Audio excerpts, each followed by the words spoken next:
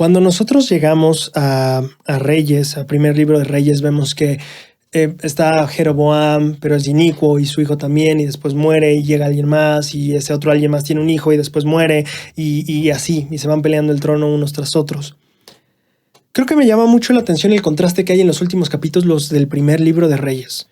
El primer libro de Reyes, Primera de Reyes 22 al 40, Primera de Reyes 22, 43 al 52, 53 también, encontramos los siguientes ejemplos que contrastándolos son muy interesantes.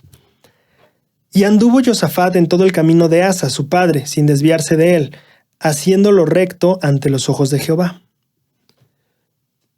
Anduvo Josafat haciendo lo recto a los ojos de Jehová en los caminos de su padre. Contrasta eso con el versículo 52 y 53.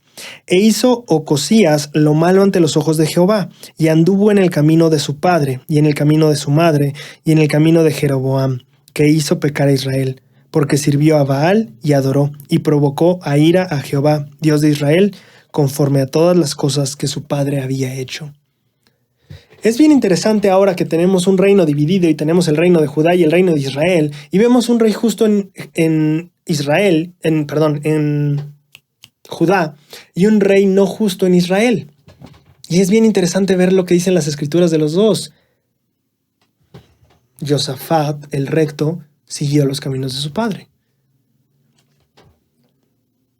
Por otro lado, el rey de Israel, de los reinos del norte, no siguió a Israel, no siguió a Jehová, pero siguió los caminos de su padre.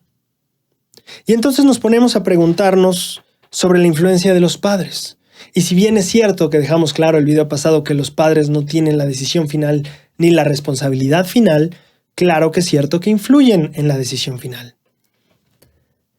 En este aspecto quiero hablar de algunos términos que me gustan mucho a nivel psicológico, que tienen un soporte muy muy bello a nivel escrituras y enseñanzas de los profetas. En primer lado está la transmisión generacional o la transmisión psíquica, como sea que se le conozca, cualquiera de las dos.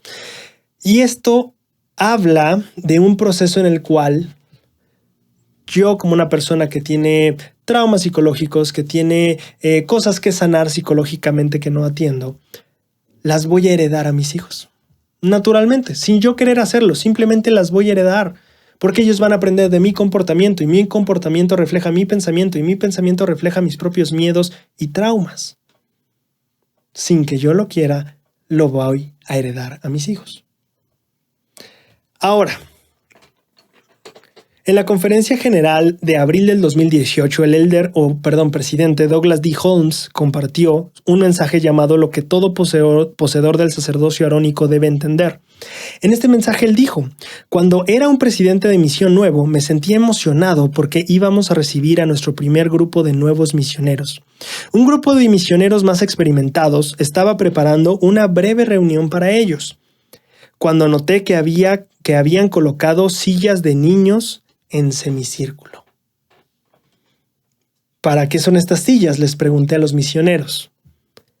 Los misioneros, con cierta timidez, respondieron: para los nuevos misioneros.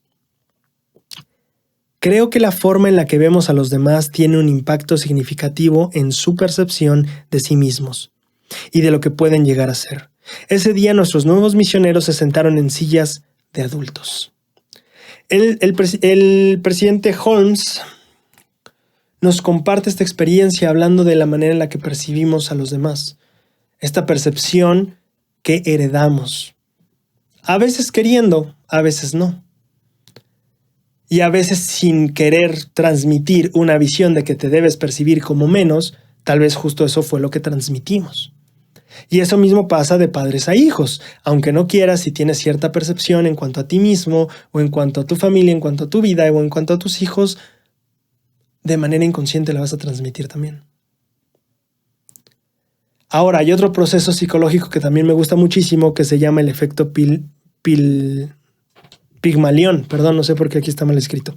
El efecto Pigmalión. Esto en psicología o en pedagogía es el efecto, o se refiere a la potencia o a la influencia que ejerce la creencia de una persona en el rendimiento de otra. Aquí no es simplemente cómo te trate yo, sino lo que creo de ti también. que claro influye en cómo te trato.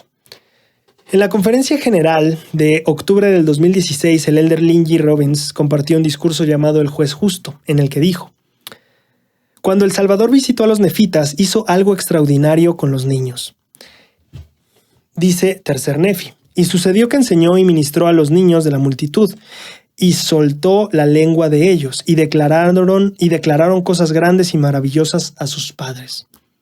Y la multitud oyó y vio a estos niños. Sí, aún los más pequeñitos abrieron su boca y hablaron cosas maravillosas.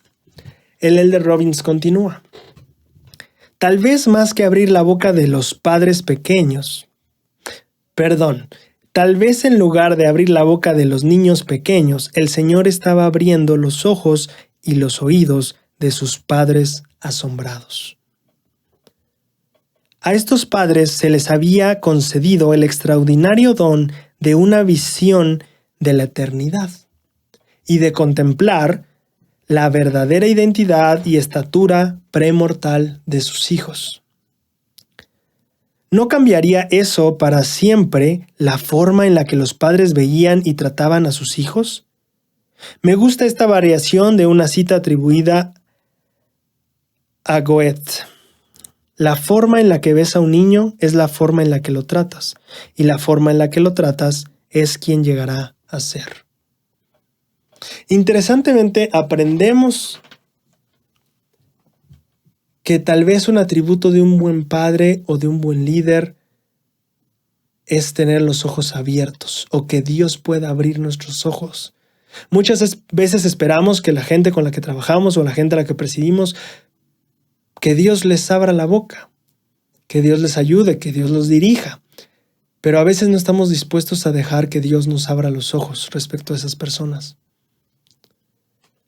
Y muchas veces el cómo veamos a esas personas, o más bien siempre, el cómo ves a la persona tiene que ver mucho con cómo piensas de esa persona, y el qué piensas o qué crees de esa persona tiene un impacto en cómo lo tratas, y el cómo lo tratas tiene un impacto en quién se vuelve esa persona.